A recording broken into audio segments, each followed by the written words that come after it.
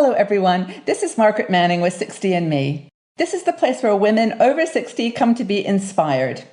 And one of our goals as we reinvent ourselves is to look beautiful and for our inner beauty and wisdom to be expressed on the outside. So that's very important to us. Our guest today is Ariane Poole. She is a celebrity makeup artist and has been working with leading photographers, fashion photographers in the UK for years, and is here to help us understand a few of the secrets about the aging beauty of a woman. So, Ariane, nice to meet you. Nice to meet you too. Very lovely. It's a pleasure to have you here. Oh, I'm honored, actually. I love your site. It's great. Oh, thank you so much. Well, we've got lots of questions for you. Okay. And I think that I'd like to start, though, with something very maybe philosophical or a little bit more abstract, which is I wonder if you could tell us what you think your definition of beauty is, and especially as it relates to an older woman. Well, I think that women are beautiful at every age. So there is no it's not a youth market, and it's nothing to do with that. I think it comes from the inside out. Unfortunately, as we get older, sometimes what we see on the outside doesn't reflect what we feel on the inside. So what I try to do is marry those two things up, because I think it's really important. We've got this wonderful sort of joie de vivre inside, and sometimes we don't get to show it on the outside. So my aim is to always get to bring out that inner confidence, that inner beauty, that fabulousness of a woman. Great. Well, that's exactly what I hope that we can have a chat about today, because I know everyone has this insecurity about what they look like. But really, as you said, confidence is what makes you beam and glow. And that's what we can get through some techniques with makeup and skincare and those types of things. Absolutely. Absolutely. 100%. It is my strongest belief. I've been doing makeup for many, many years, that, if you're shown the right techniques, you marry them with the right products, you are going to get fantastic results. It doesn't matter what age you are and how long you've been doing makeup, you will look fabulous. Great. Well, let's get into it. So you have had the most amazing life and career. You've done some amazing things, and you've done makeup for some Hollywood celebrities. And I'd love you to tell us a little bit about your background and kind of how you got into makeup and, what you've done with your career. Well, I have loved makeup ever since I was 3 years old. So from a very, very early age, I'm well past 3 years old now.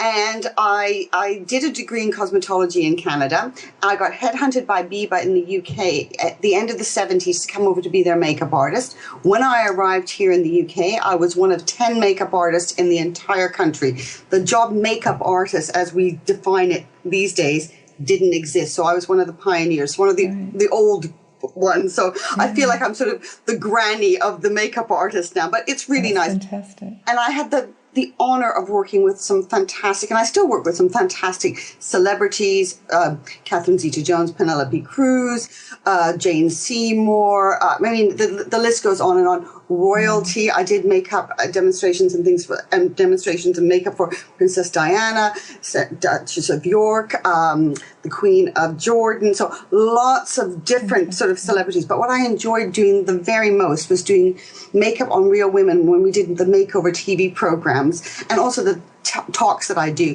And the reason why is because as a celebrity or as a royal or somebody in that sort of niche, you have access to lots of information.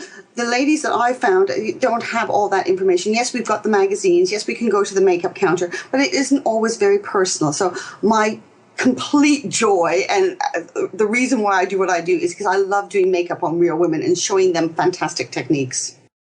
Well, you've just led into the next question that I had, which was about this thing of ordinary women, because, we often say this in our community, we've got 30,000 women over 60, and the comments often are, a bit of lipstick will do me, or, sort of that lack of, feeling special, that feeling that it's okay to play with makeup and to look beautiful and experiment. So I guess that's my question is what are the differences between working on a celebrity and working on a normal person?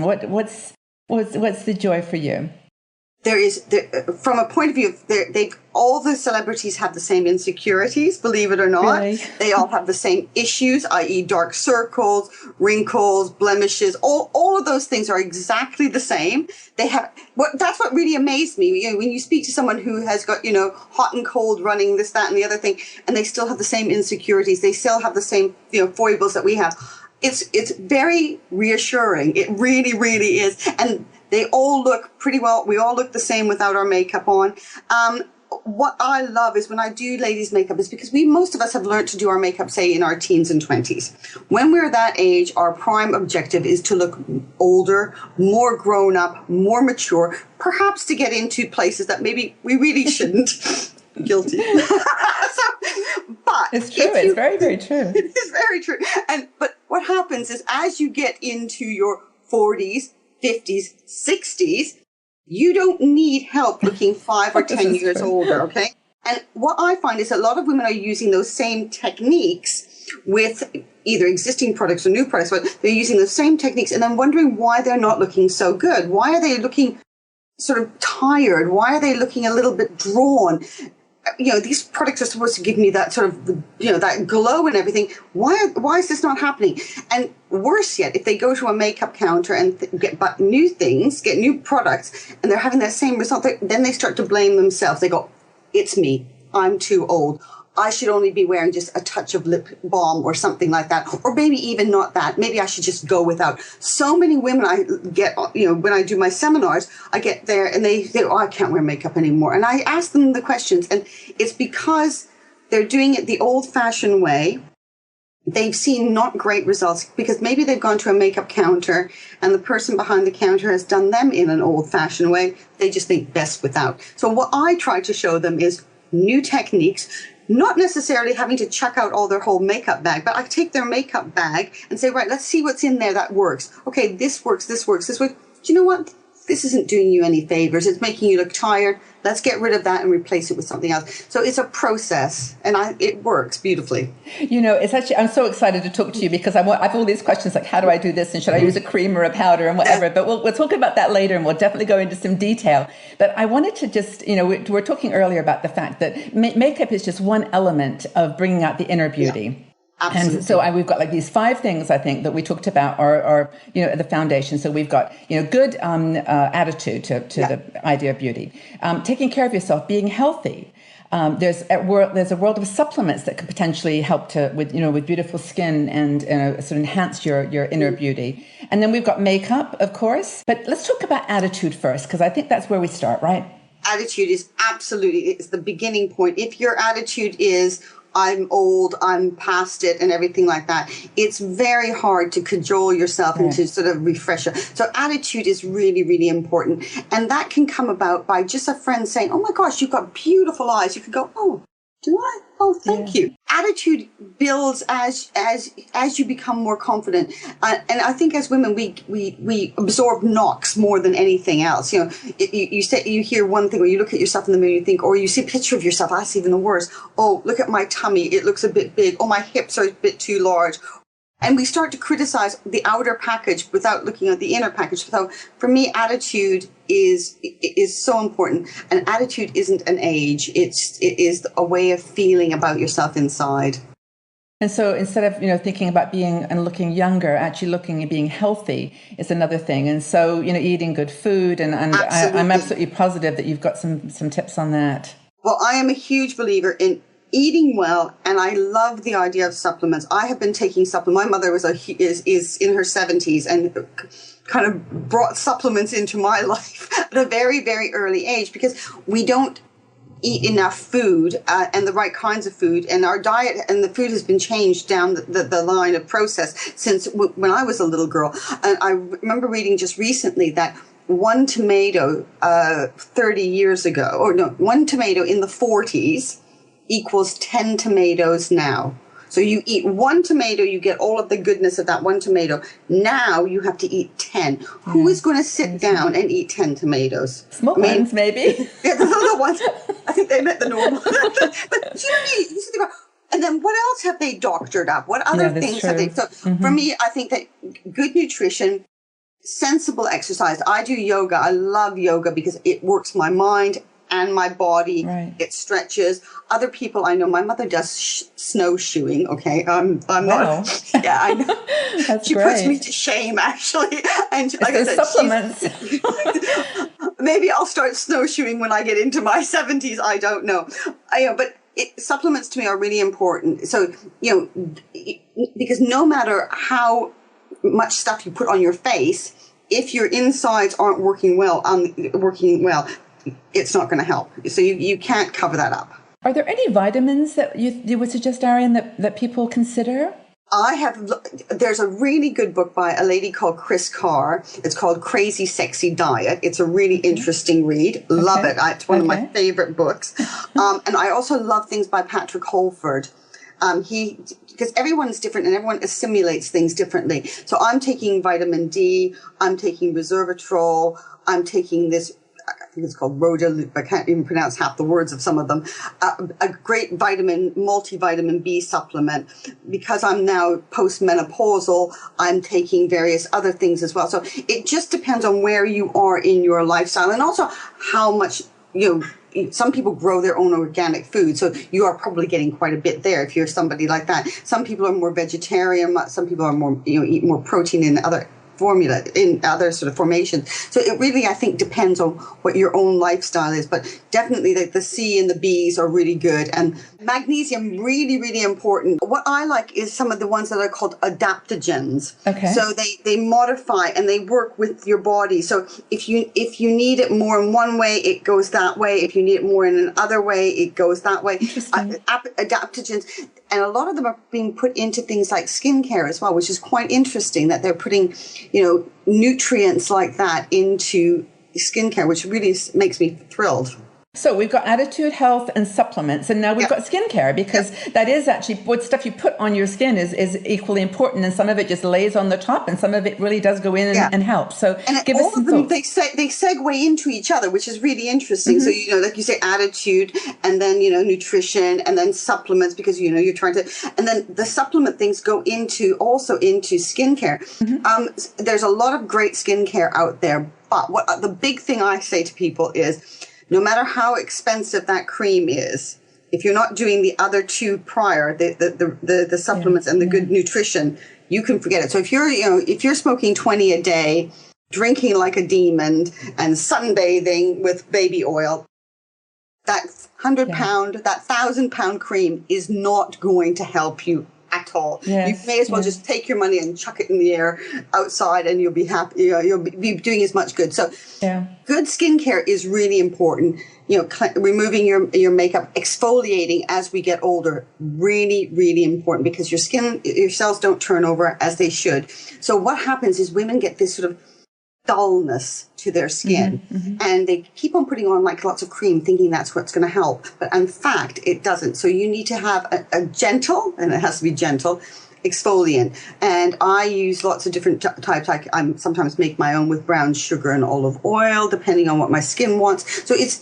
listening to your body, not just from the supplement and the food intake, but also listening to your body. Sometimes your face needs more of something, depending on what stresses you've been through, because stress plays a big part in how your skin looks. So it's not necessarily, the stress like a major catastrophe. It could be build-up stress. That's why, like I said, I've started doing the yoga, and I've incorporated meditation as well, because that kind of works. You're a whole person. We're not just bits of people or bits of something. We are a whole. So the stuff that encompasses the whole, for me, works the best. I love that. And I mean, the thing about using natural products is really wonderful too. And there's so many different homemade recipes that you can use. You can do so much. I had a lady that said, I don't want to use waterproof mascara and she needed it because her eyes teared. As you get older, sometimes your eyes do water. And she said, I don't want to use waterproof mascara because I can't get it off. I don't want to use that really harsh, eye makeup remover because it makes film in my eyes. I said, well, why don't you use a little bit either of olive oil on a cotton pad, or maybe even some coconut oil? And she went, really? I got a phone call. Ariane, that works so well. Coconut oil is brilliant. I mean, it's one of those things that you can use it for cooking. You can use it for your skin. I mean, a jar, it's about $12 or something a jar, but it's well worth it because it's hair. Absolutely. It can do so many things. Yeah. Recently, one of my daughters had she reacted to something that she put on her skin. And I said to her, you need to use coconut oil on your face. If I get spots, Mum. I said, no, it's your fault. I promise you won't get spots. Her skin cleared up with this terrible kind of reaction within just a couple of days because of so and if you get a really good quality one, even better. But even that, there are so many good things that you can use. And I love using, like I said, mixing brown sugar either with olive oil or with like the coconut oil, and using it as a body scrub. The reason why is salt. If you use sea salt, if you have any kind of little cut, oh my gosh, you leap around the bathroom like a lunatic because you're in so much pain. Yeah, putting salt into the wound, suddenly you know why they say that saying. But putting brown sugar on there, it melts into the skin. It's so good for the skin. You come out feeling just, fabulous. Let's talk about makeup, because this is obviously what you do best. This is your world, and there's so many things that you can do with the miracle of makeup. I mean, I was fascinated by some of your tips about eyes, for example, about concealer, primer. I mean, if you could just run us through, like from the eyes, down, and give us some tips. First of all, it's not like makeup isn't what we used to think of as makeup, where you had that heavy stuff and you smiled and your face cracked. Nowadays, what makeup does is it enhances your features. So you look at the person and think, I'm looking at you and thinking, wow, you've got beautiful green eyes. Okay. I can see that coming through because of the way you've done your makeup. If you'd taken off all your makeup, they probably wouldn't be as visible. They'd still be there, but you look at the whole person. So you're not looking at any specific areas. Primers to me are a big buzzword, and they really do serve a purpose.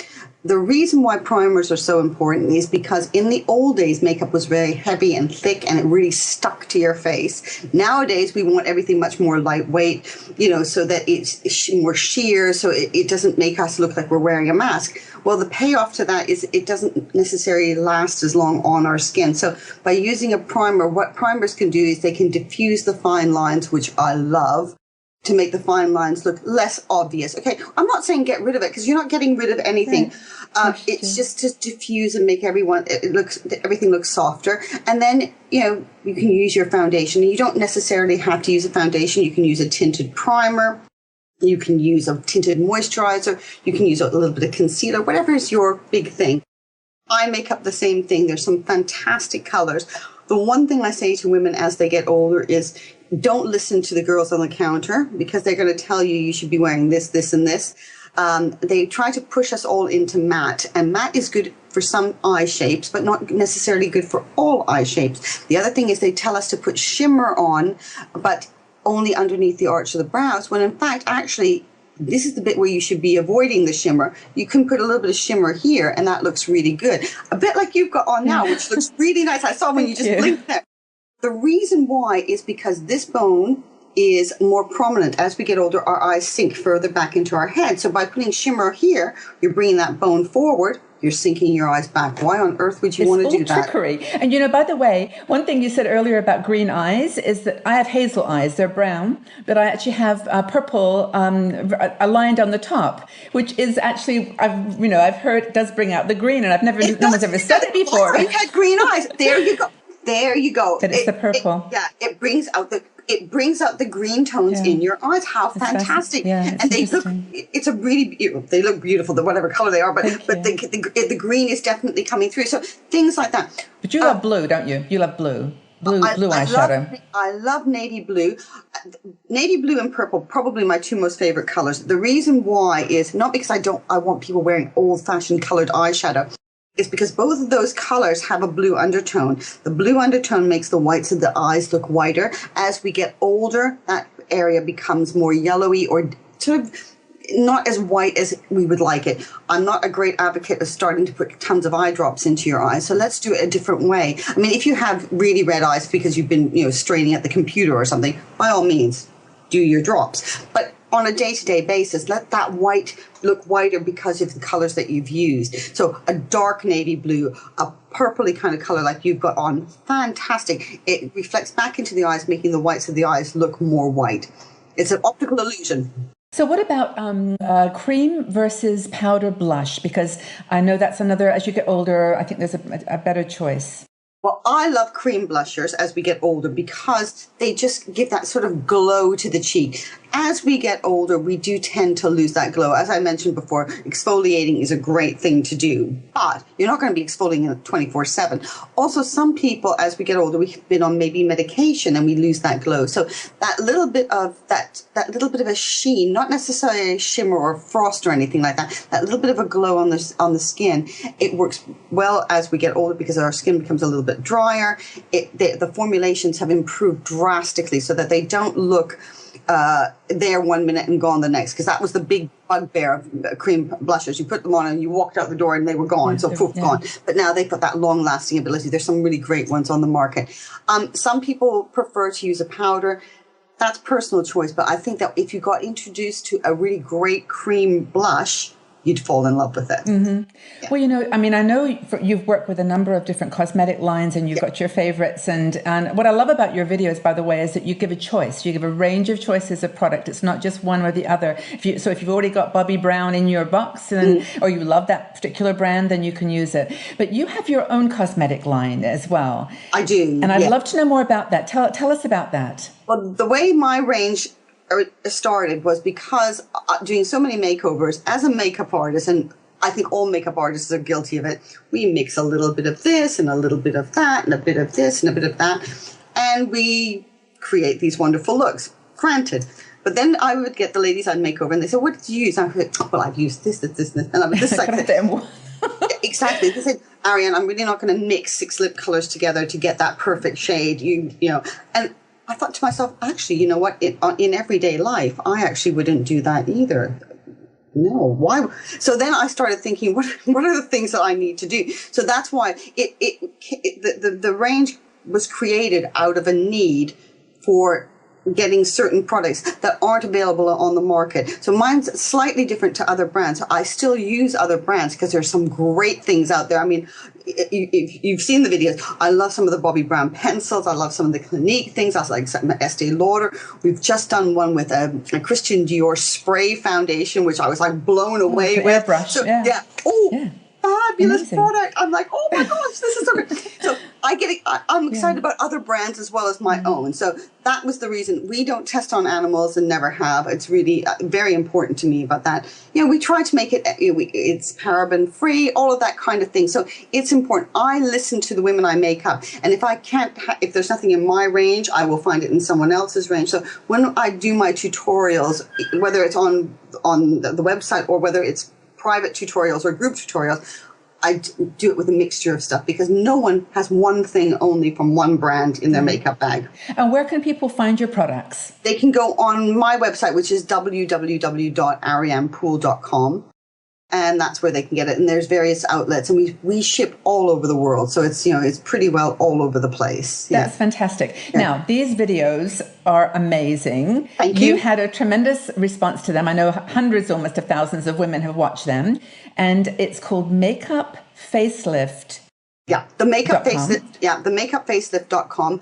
I created I created the website with my colleague, my partner, Carrie Wielden. She is the founder of Fab After 50. And we did some videos for her website last year. And through no sort of promotion or anything, they did incredibly well. We did them very amateurish and everything like that, not big productions. Real. They're just real. Well, the thing is, we wanted to communicate that realism, exactly what you're saying. So Carrie and I thought, well, why don't we do this but as a separate thing? So it's not about me and my products only, and it's not about anything else. It's about embracing the fact that as we get older, we need to learn new things. We wanted to use, and we do use, real women who are, some of the women we know, some of the women we don't know. Some people are people who have been fans of either one of our websites and things. And we get them in and we tackle various dilemmas that they have. And, really love the idea that they can look as great as they can. And it's really funny because somebody said to us the other day, well, you should get them to smile more in their before pictures. I said, well, we asked them to have a happy face. And they said, well, they're all smiling really big at the end. I said, they do that on their own. They look at themselves in the mirror and suddenly they've gone from, wow, okay. Because most women don't expect that they're going to look that good. They think, she's going to make a little bit of a change. Or they're sitting there thinking, oh my God, it feels like she's putting tons on me. I'm going to look like a painted lady. And we get a lot of that. We get women saying, I don't like wearing makeup because, I don't want to look like a pantomime dame or, overdone. I just, and they look at themselves and they go, oh my gosh, that is, and they're blown away by how lovely they can look. And I'm not saying that you don't need to wear makeup. No one needs to wear makeup. If it makes you feel better, then by all means, wear it. There's no one forcing you, but the difference it makes, I get women that come in there like this, and they go out like this, and it's like, whoa. And, I did one on a lady who was 90, and she got off the chair and she said, I'm going to get myself a fella now. And I'm like, well, okay, well, I'm not advocating that this is what this is for. But it was weird. When you think, going, how great. Fantastic. I hope I can think like that when I get to 90. That would be great.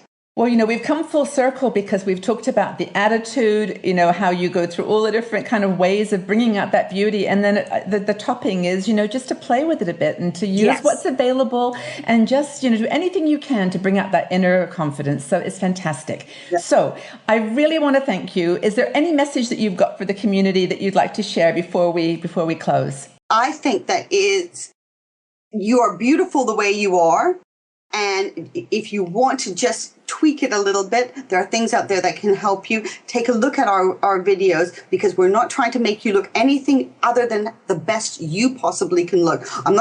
It's not about, I hate the word anti-aging. We didn't talk about, I hate that word anti-aging. Whenever I do my talks, I said there is no such thing as anti-aging. For me, it's all about positive aging. We're all going to age. The only anti-aging is death. And that's not a great option. No, not a good option. No, I prefer, and when I do the talks, everyone thinks I'm going to start talking about anti-aging, and I keep going on about I will not. So everyone can look great. Everyone can be the best that they can be. And that's all that's all we really want. We want to be the best and be the happiest we can be. So it's a whole thing about being happy. Ariane, you've really been an inspiration to me. And I mean, for anyone who's thinking about just creating a new style or just, making themselves more beautiful, you've just done an awesome job. Thank you so much for your time, and thank you for being here. Oh, thank you so much. I've really enjoyed speaking with you. I hope we can do this again sometime. I hope so too. Thanks, Ariane.